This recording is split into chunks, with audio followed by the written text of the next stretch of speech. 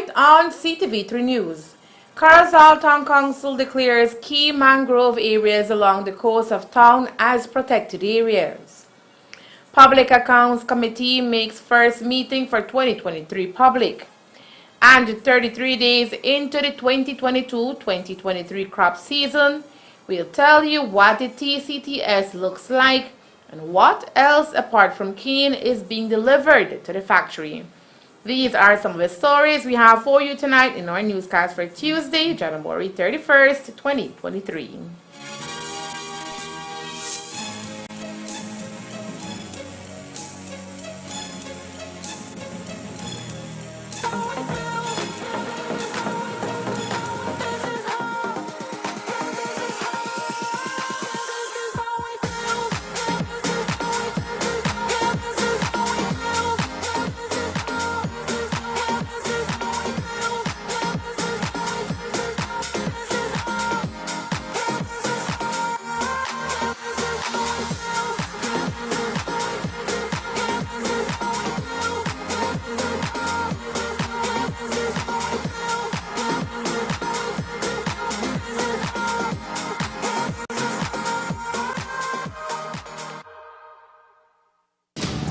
Ever since I was a kid, I've dreamt of going to Mars. You can keep my dream alive. Come with me. You cannot, under any circumstances, leave my room, okay? Only for 35 days.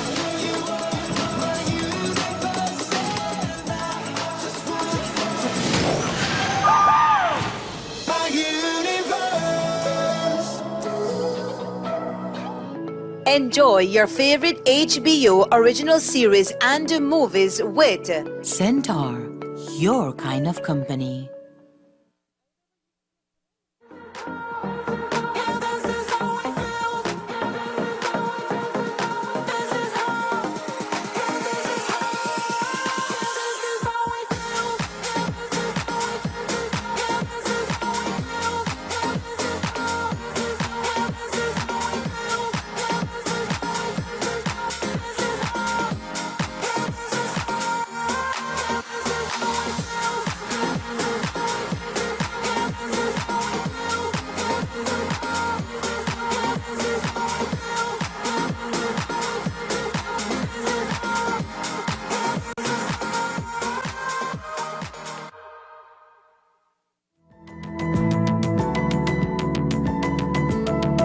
Smart introduces Real Unlimited Postpaid Plans, providing customers with unlimited talk, unlimited text, and unlimited data. Now that's a real great deal. With Smart Plus, Share 1 and 2, and Enterprise 1 and 2 plans, you can talk as much as you want, text as much as you want, and for the first time ever in Belize, you can enjoy unlimited data with your postpaid plan. So come in and sign up for an unlimited postpaid plan and enjoy limitless possibilities. In addition, other plans such as the Flex Junior, Choice, and Select have been boosted with a lot more talk, text, and data, providing you with the best value for your budget. Be unlimited with Smart. It's time to power your dollar with Smart.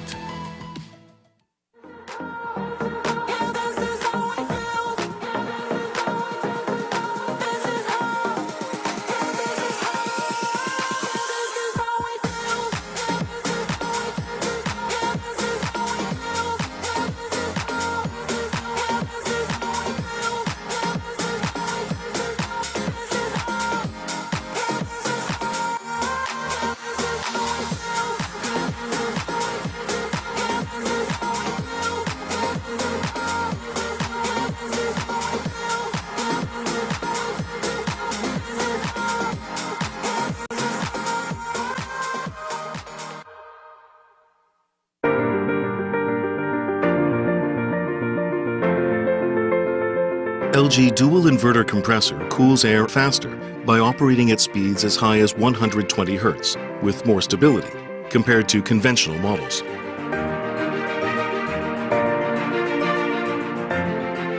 It also saves up to 70% more energy by operating at speeds as low as 10 Hz with more stability.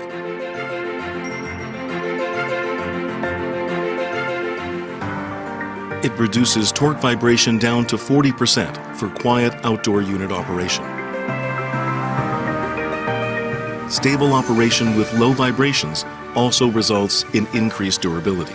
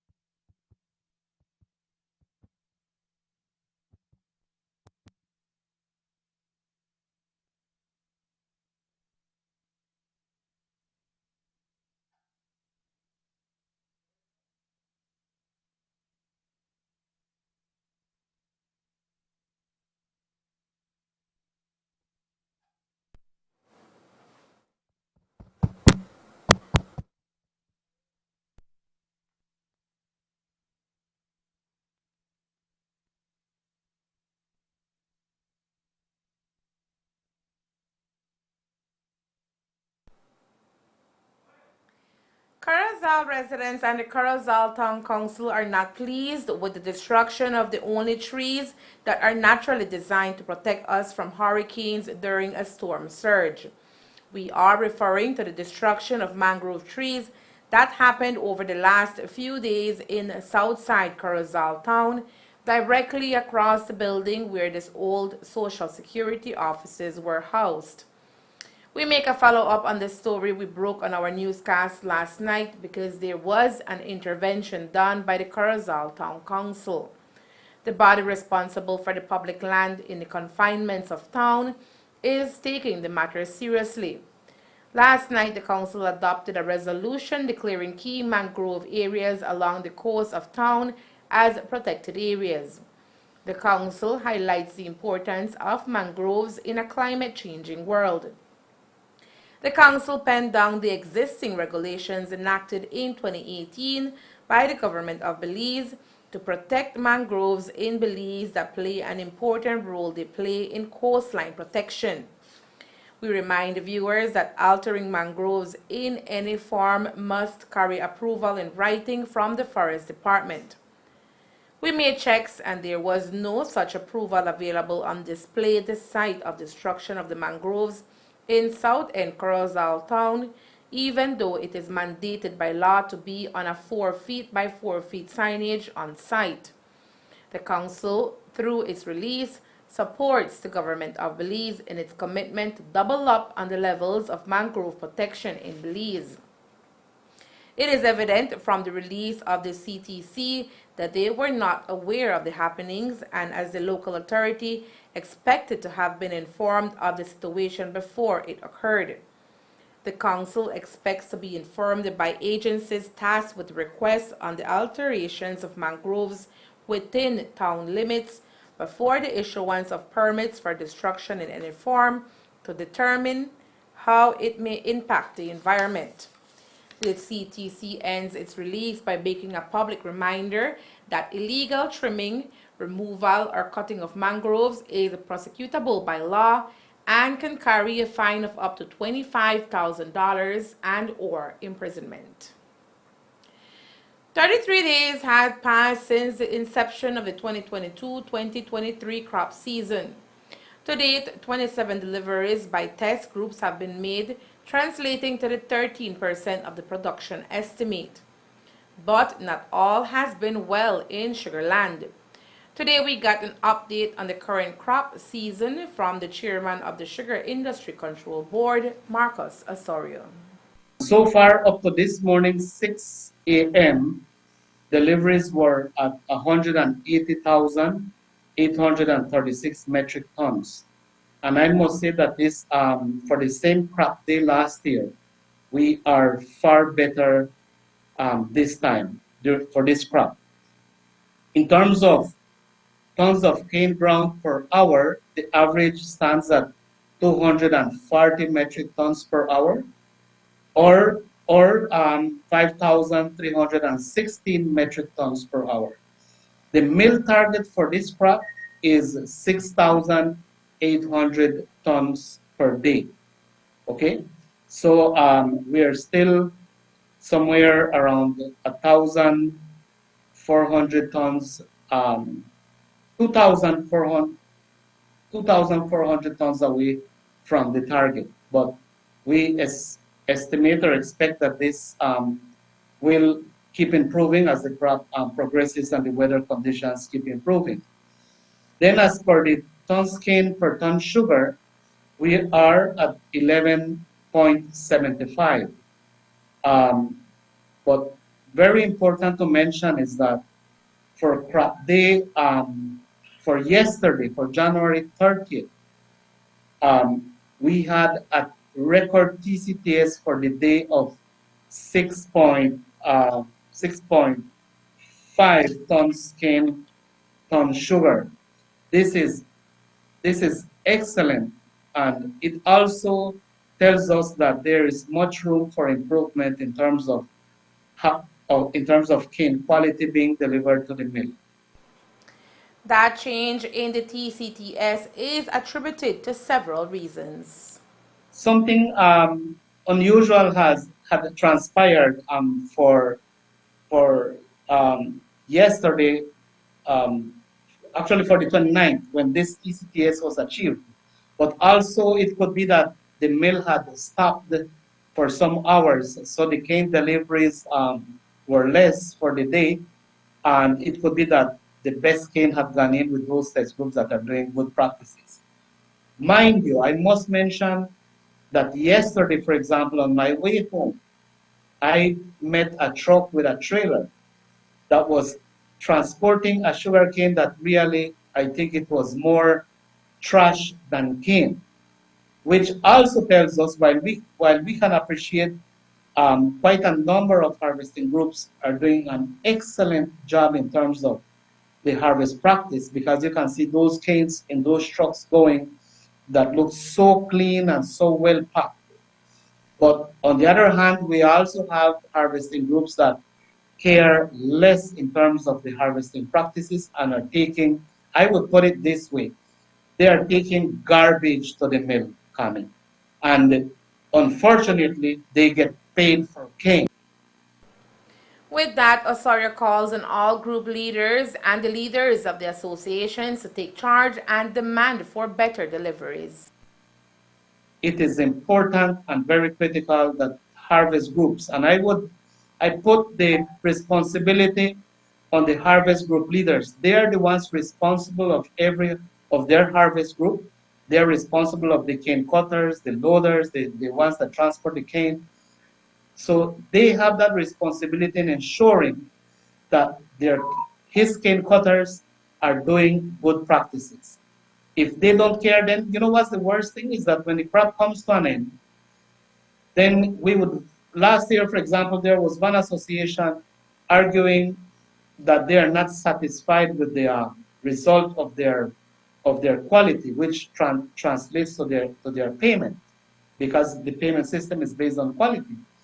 But unfortunately, during the harvest season, they don't realize what's happening. They are not monitoring what their members are doing, but they want to see a good result at the end of the crop. The results of the crop depends on what you do from day one to the last day of the harvest season. If you do good practices, you will benefit out of it. You will get a good result. To meet the targeted TCTS for this crop, there is much work to be done, says Osorio. If we improve on our harvesting practices, on our burning, that we have the lesser kill to mill time possible, that we take our cane as clean as possible, and we should see better results in terms of cane quality. But where our harvesting practices, we don't care of what we're doing, we're overburning. So that simply worsens the situation. So an 11.75 TCTS is a very bad TCTS. From 11.75 to 9.39, there's a very long way to go for us to be able to reduce that TCTS and achieve maybe the 9-ton scale. Do we still have time for that? If we take a look at how climate change is already impacting us, can we still curb that situation there by practicing good harvesting and delivery? Of course, yes, Kami.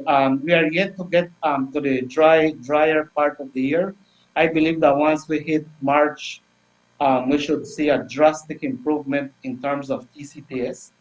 But again, which is also the time when we also start seeing a lot of overburning or accidental fires happening, which also impacts in terms of cane quality.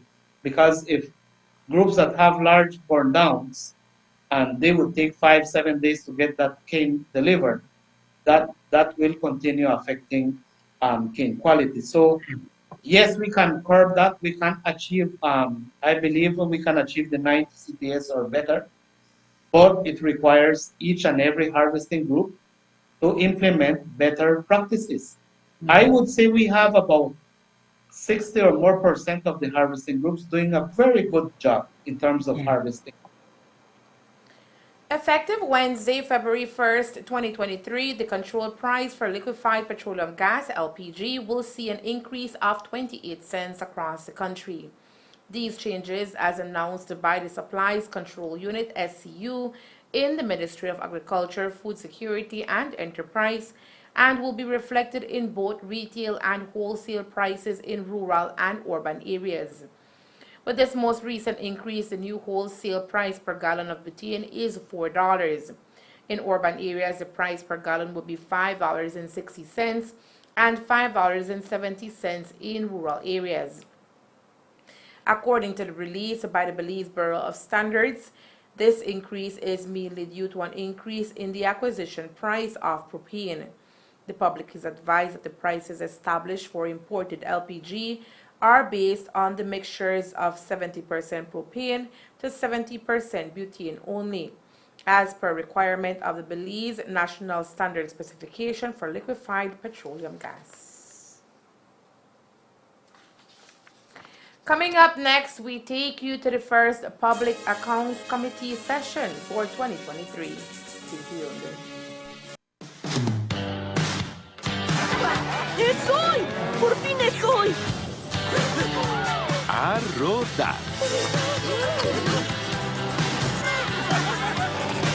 ¡Sí, señor! ¡Esto va a estar bueno!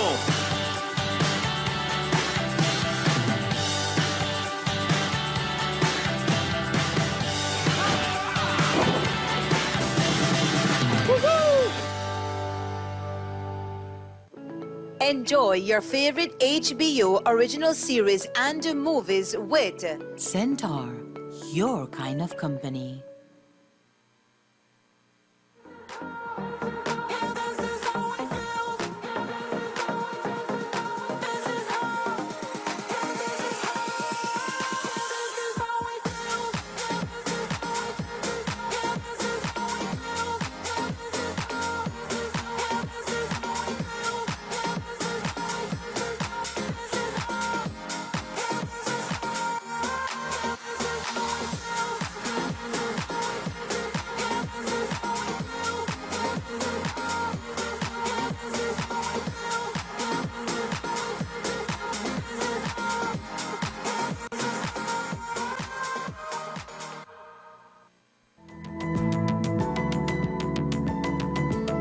Smart introduces Real Unlimited Postpaid Plans, providing customers with unlimited talk, unlimited text, and unlimited data.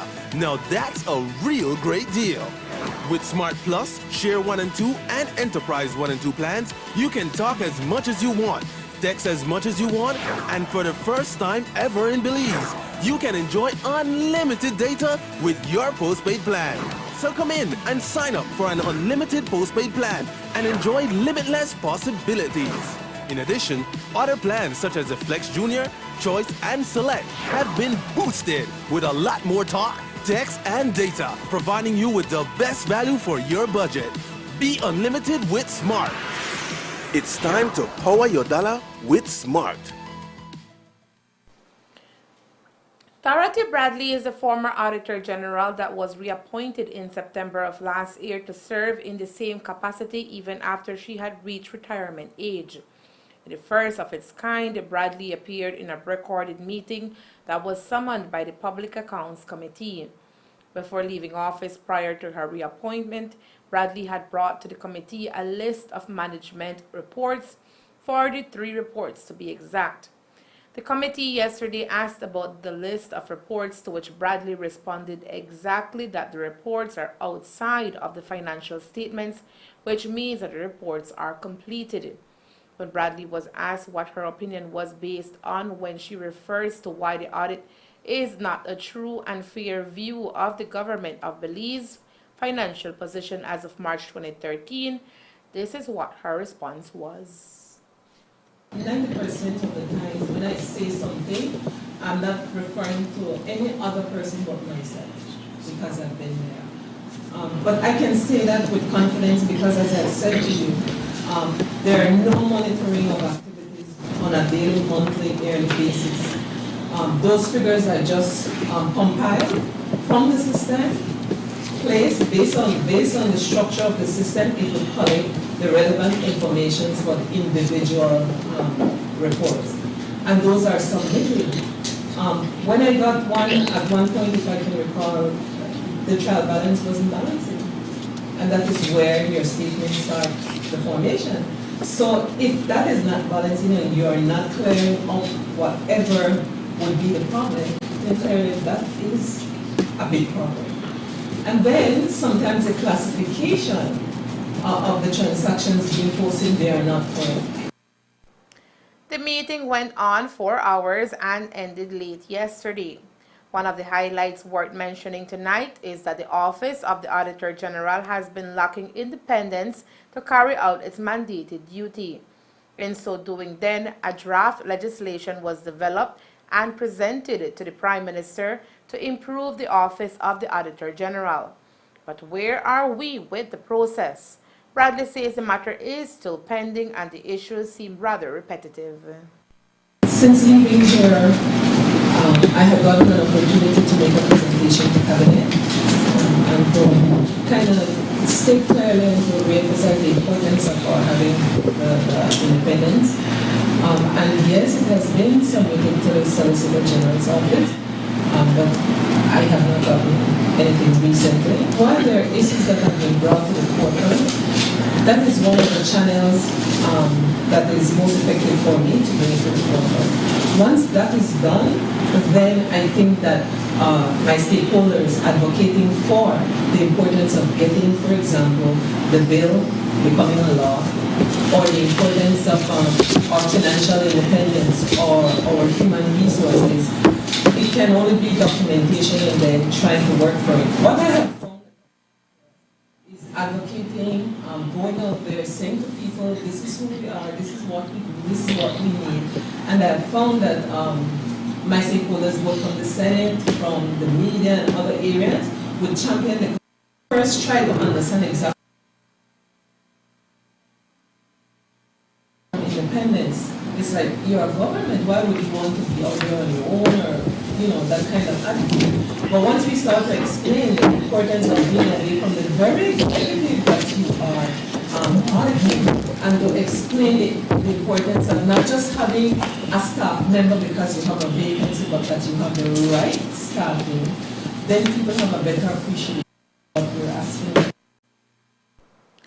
Still on the Public Accounts Committee, in accordance with Section 16 of the Finance and Audit Reform Act 2005, the Auditor General on an annual basis is required to conduct and report to the National Assembly the results of a financial audit of the national accounts of the government of Belize. The objective of this type of audit is to ensure that, to the best of the auditor's knowledge, the financial statements show the true financial picture of the documents investigated. But to engage successfully, Bradley says the Auditor General's office needs growth of members and staff. I think that all those are necessary, but I think that at this point, if you ask me, I would say that they need, even if it is consulting, short term, long term, however term, that they need that kind of assistance to start moving forward. Having the manuals and having updated laws, if we have not exhausted what is in front of us over all this time, having new laws, to my mind, makes no difference. It's about understanding what you have, what you're working with, and to try then to perfect. But if you don't exhaust what is in front of you, that is the finance and audit format, the financial audits, historical audits, then, because whatever you have would have built from what you had before. So if you have not exhausted or understand what is required, then that is a big concern. And all of that falls under the Ministry of Finance to make sure that that happens. I expect that for us to meet more, for the submissions made to be dealt with in a timely manner.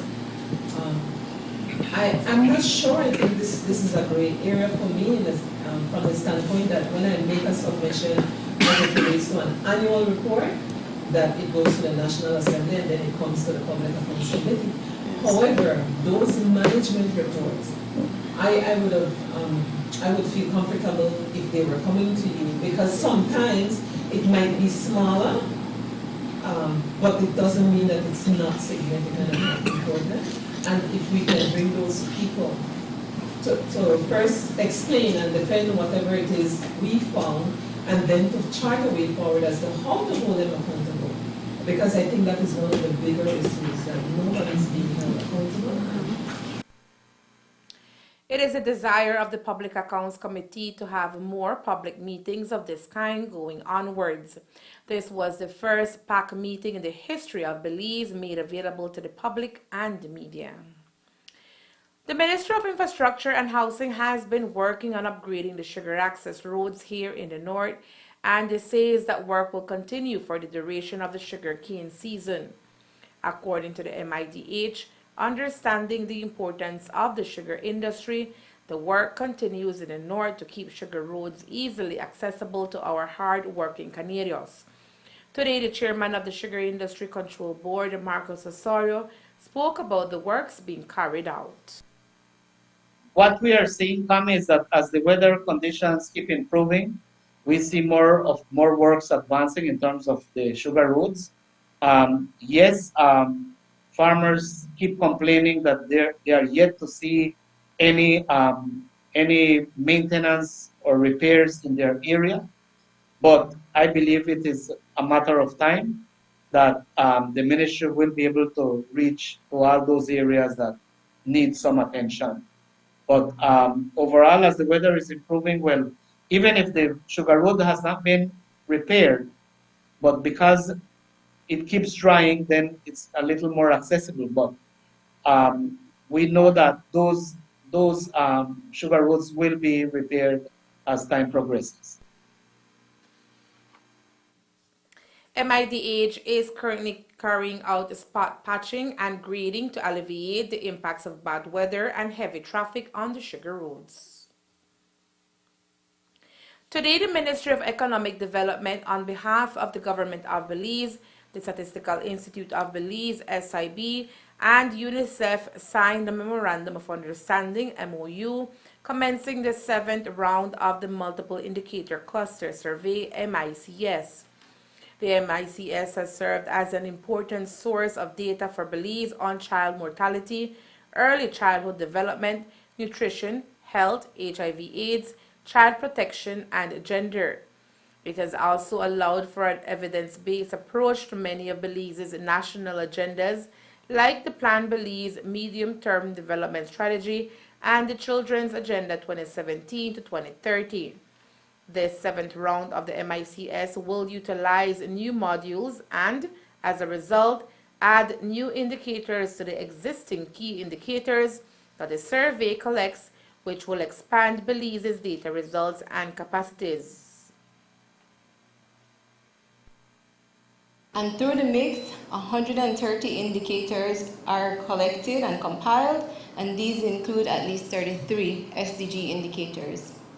The mix covers areas such as health, education, nutrition, child protection and development, disabilities, water and sanitation, HIV/AIDS, and life satisfaction. We can identify by comparing the 3 rounds of the mix that we participated in that there are clear gains that have been made in certain areas. For example, under child mortality, we see the clear marked improvements that have taken place in both infant mortality and under 5 mortality. In the area of nutrition as well, there has been a steady decrease, or over time there has been a decrease in things like the prevalence of underweight in children and stunting. And there has also been improvement in the early initiation of breastfeeding. In the area of child health, across the board with respect to immunization, we have seen improvements in immunization coverage, especially with respect to polio immunization and measles immunization coverage. According to Diana Castillo-Trejo, Director General of SIB, participating in the MICS has also identified areas that need intervention. Under the use of improved sanitation, we have seen an actual decline from 93% of households in 2006 to 87%. So that's an area that clearly needs for some attention to be placed. Similarly, under childhood development and education, we can see sharp gains in the area of school readiness as we had more and more children who attended preschool prior to starting primary school. However, when it comes to the at-home support for learning, things like support for learning by parents, availability of children's books, we can see that there is still some way to go. And in some areas where we might have seen some gains, we see a little slippage. So there are opportunities for identifying areas that still need some intervention and still need some attention. Similarly, when you look at things like child protection, violent discipline, we haven't seen a lot of gains there. It seems to be about as prevalent as it was in 2006. And likewise for reproductive health, we can see that there is a clear gap in terms of the availability and the use for family planning and contraceptives among women. However, on the hopeful side, when it comes to life satisfaction among women at least, we see that between 2011 and 2015 there were some major gains or improvements in terms of at least how women perceive their own lives and their own general satisfaction with their lives. The Multiple Indicator Cluster Survey 7, MICS 7, will be implemented from the second quarter of 2023 to the end of the quarter of 2024 by SIB in collaboration with key ministries, UN agencies, and UNICEF. The MOU was designed by Dr. Osmond Martinez, Chief Executive Officer in the Ministry of Economic Development, Diana Castillo-Trejo, Director General of SIB, and Alison Parker, UNICEF representative in Belize. At the top of the newscast, we told you that so far 13% of the production estimate for the 2022-2023 crop season has been delivered to the factory. But according to Chairman of the Sugar Industry Control Board, Marcos Osorio, cane is not the only thing being delivered to the factory. On Sunday, metal was handed over along with cane, causing downtime for the industry. On Sunday at 8 p.m., the mill had to stop because there was a large piece of metal that was delivered in one load of cane, and that caused for the conveyor belt to be burst. And that affected the deliveries from 8 p.m. Sunday to 11 a.m. Yesterday. So it not only affects the mill, it affects everyone because we lost well over about 15 hours of deliveries. So I want to ask for all those cane truck owners and those drivers and loader operators that we need to be a little more careful. We need to have more caution when we are loading. But most importantly, if you do some repairs or leaves metals on your boxes, please clean them before you go to the field for loading, because it affects everybody. It affects more the mill because it implies a cost, but it also affects each and every cane farmer because we lost quite a number of hours of deliveries. And that's the news. We invite you to join us for another newscast on Wednesday, February 1st, here on CTV3 and Fiesta FM 106.7. Remember that to read a text version of the news, you can visit our website at ctv3belizenews.com. You can also log on to our Facebook page for current stories at facebook.com/ctv3belizenews or our YouTube channel at CTV3newsBZ. Remember to wash your hands and remain safe. From all of us here at CTV3 News, thank you for watching and listening. Good night.